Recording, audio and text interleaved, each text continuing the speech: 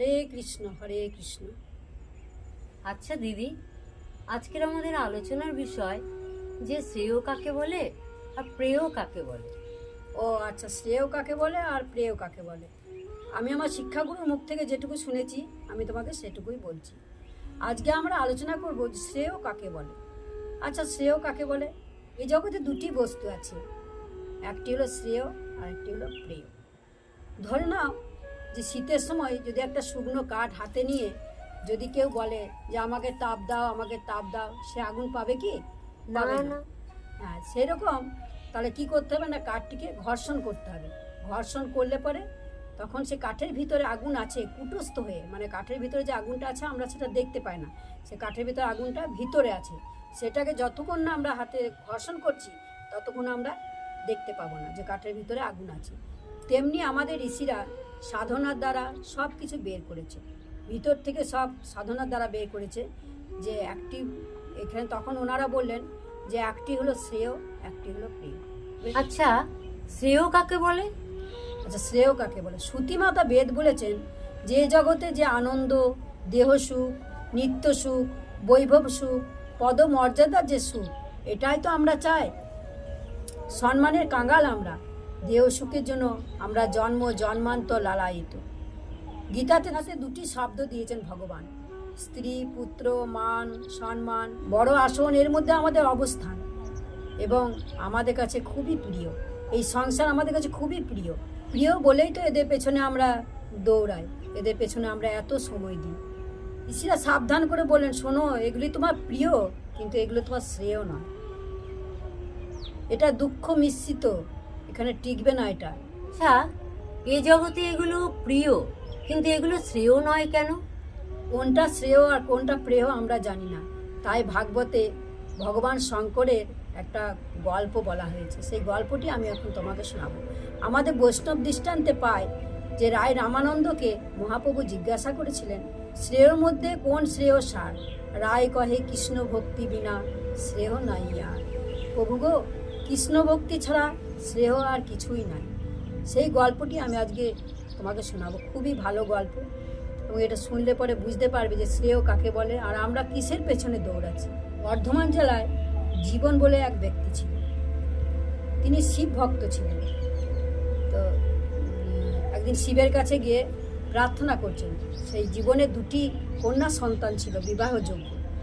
সে ঠাকুরের কাছে এসে খুব কাঁদছে শিবের কাছে যে প্রভু, তুমি আমাকে কিছু একটা উপায় বলে দাও প্রভু, আমার দুটি কন্যা, আমি তাদের বিবাহগ্রস্ত করতে পারছি না, আমার খুবই অভাব। তখন খুব কাঁদতে কাঁদতে এসে যখন রাতেরবেলায় ঘুমিয়েছে তখন স্বপ্নে দেখছে শিব ঠাকুর ওনাকে বললেন যে শোনো, তুমি চলে যাও বৃন্দাবনে, সেইখানে যাও, তোমার একটা সুরাহা হবে। ভোর না হতেই, ভোরবেলাতেই বেরিয়ে পড়লে জীবন রাস্তাতে যেতে যেতে বৃন্দাবনে গিয়ে পৌঁছালো, অনেক কষ্ট করে পৌঁছালো বৃন্দাবনে। বৃন্দাবনে গিয়ে দেখতে পেল নাড়া মাথা, ছেঁড়া কাঁথা নিয়ে একটা গাছতলায় বসে আছে এক বাবাজি। দূর হতে দেখে লোককে জিজ্ঞেস করলো, তো সবাই বলে দিলে হ্যাঁ, ইনিই হচ্ছেন সনাতন গোস্বামী। তো ওনার কাছে গিয়ে চরণে প্রণাম করলো এবং বলল যে আমাকে কিছু সাহায্য করতে হবে, আমি কন্যাগ্রস্ত পিতা, আমার দুটি কন্যা আছে, আমি তাদের এখনো বিয়ে দিতে পারিনি।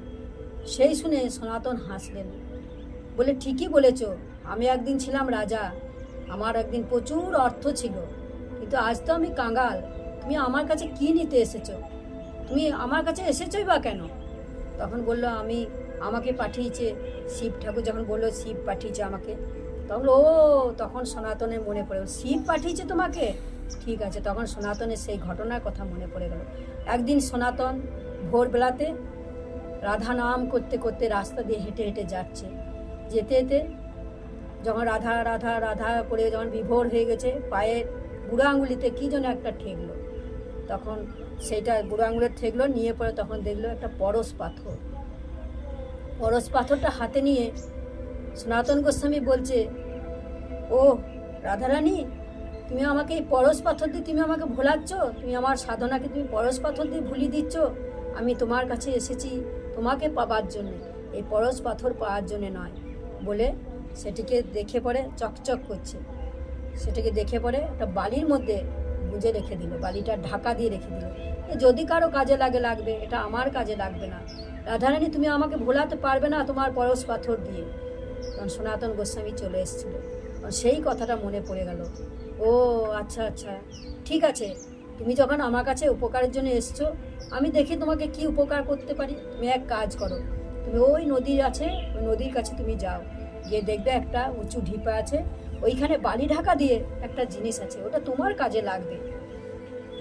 জীবন তখন সেই নদীর কাছে গেল, গিয়ে পরে তখন গিয়ে দেখছে যে বালিটা যেমন সরিয়েছে, তখন দেখছে একটা চকচক করছে পাথর। তখন জীবন ওইটা হাতে নিয়ে দেখছে যে এটা কি, তখন দেখছে যে পরশ পাথর বলেছিল, বাবাজি তো পরশ পাথর বললো। তা দেখি তো জীবনের বিশ্বাস হচ্ছে না, পরশ পাথর যদি কেউ পায় সে কি আমাকে কেন দেবে, সেই তো নিয়ে যেতে পারতো, তাহলে নিশ্চয়ই কি ব্যাপারটা দেখি এটা মনে হয় নকল না আসল। তাই জীবনের কাছে একটা মাদুলি ছিল, মাদুলিটা যেই পরশ পাথরের মধ্যে ছুঁয়েছে অমনি মানে বুঝতে পারলো যে এটা পরশ পাথরই বটে, আকর্ষণ করলো। তখন জীবন ভাবলো মনে মনে যে হ্যাঁ এটা পরশ পাথর। তখন সঙ্গে সঙ্গে পরশ পাথরটা তুলে নিল জীবন, নিয়ে পরে হাঁটছে আর মনে মনে ভাবছে। পরশ পাথরটা নিল বটে, কিন্তু ওই যে সনাতন গোস্বামীকে প্রণাম করেছে, সাধুর স্পর্শ মানে তখন লেগেছে, তাই ওর মনের মধ্যে একটা যেন কি চিন্তা এলো এবং ভাবতে লাগলো যে পরশ পাথর, এই পরশ পাথর উনি ফেলে দিলেন কেন, না না নিশ্চয়ই এর কোনো ব্যাপার আছে। তখন পরশ পাথরটা নিয়ে ভাবছে না, তাহলে এই পরশ পাথর যদি তার কাছে তুচ্ছ হয়, তাহলে তার কাছে আরও কিছু আছে, আরও দামি কিছু আছে, সেটা আমার চাই। তখন পরশ পাথরটি বললো যে না, এই পরশ পাথর আমি দেবো না, আবার বালিতেই গুঁজে দিল যে না, এর থেকে দামি কিছু আছে, আমি যাই ওনার কাছে। এবং মনে মনে চিন্তা করলেন এবং হাতে পরশ পাথরটা নিয়ে পরে ভাবলেন এবং বলছেন, যে ধনে হইয়া ধনী মনিরে মানো না মনি, তাহার খানিক মাগি আমি নত শিরে। জলে ফেলে দিলেন। উড়ে এসে সনাতনের কাছে আছাড় খেয়ে পড়ল যে বাবাজি আমার কিছু দরকার নাই, আমার যেটা দরকার সেটা আমাকে তুমি দাও। তখন সনাতন গোস্বামী তো বুঝতে পারলো যে ভক্তই আছে, তখন সনাতন গোস্বামীকে বলছে এর থেকে যা শ্রেষ্ঠ আছে সেইটা তুমি আমাকে দাও। তখন সনাতন বলছে এর থেকে শ্রেষ্ঠ জিনিস, এর থেকে শ্রেষ্ঠ জিনিস তো কৃষ্ণ ভক্তি রে, তুই কৃষ্ণ ভক্তি নিবি জীবন, যা তাহলে নদীতে চান করে আয়, আমি তোকে আজকে দীক্ষা দেবো। তখন জীবন নদীতে চান করে এলো, দীক্ষা দিল। জীবন আর বাড়ি ফিরে যায়নি, জীবনের মেয়ের বিয়ে আটকায়নি, জীবনের মেয়ের বিয়ে হয়ে গেল, সবই হয়ে গেল, জীবন হয়ে গেল কৃষ্ণ ভক্তিময়। এইটা হচ্ছে শ্রেয়। জীবন কি চাইলো, জীবন চাইলো শ্রেয়কে, জীবন প্রেয়কে চায়নি। তার দুটি সন্তান সব কিছু সে ত্যাগ করলো, সে আসল জিনিস পরশ পাথর পেয়ে গেল শ্রেয়। তাই জীবন ওখানে বৃন্দাবনেই রয়ে গেল। শিব ঠাকুর কি পারতেন না জীবনকে দুটো মেয়ের ব্যবস্থা করে দিতে? নিশ্চয়ই পারতেন, কিন্তু না, শিব ঠাকুর তা করলেন না, শুধু সনাতন গোসাই বৈষ্ণবের কাছে পাঠালেন কৃষ্ণ ভক্তি হওয়ার জন্য। তাই জীবনটা ধন্য হয়ে গেল বৈষ্ণবের সংস্পর্শে এসে। তাই এইটা হচ্ছে শ্রেয়। তাই আমরা এরকম শ্রেয় যদি চাই প্রিয়কে ফেলে দিয়ে, তবে আমরা ভগবান আমাদের দর্শন ঠিকই দেবে, আমাদের লাভ ঠিকই হবে। কিন্তু আমরা প্রিয়র পেছনে ছুটছি, আমরা শ্রেয়ের পেছনে একবারও ছুটছি না। তাই আমাদের এত কষ্ট, এত দুঃখ, এত জ্বালা, এত যন্ত্রণা আমরা পাচ্ছি। ভগবানের কাছে আমাদের প্রার্থনা, ঠাকুর আমাদের শ্রেয় যেন আমরা চাই, সেই প্রার্থনা করিয়ে আমাদের সেই মনে বিবেক জাগাও যেন আমরা প্রিয়কে ফেলে দিয়ে আমরা যেন শ্রেয়র সন্ধান পাই। কালকে আবার একটা অন্য প্রসঙ্গে, ভক্তি প্রসঙ্গেই বলা হবে, যে আমার শিক্ষাগুরুর মুখ থেকে যেটুকু আমি শুনেছি আমি সেটুকুই বলবো। হরে কৃষ্ণ, হরে কৃষ্ণ, জয়।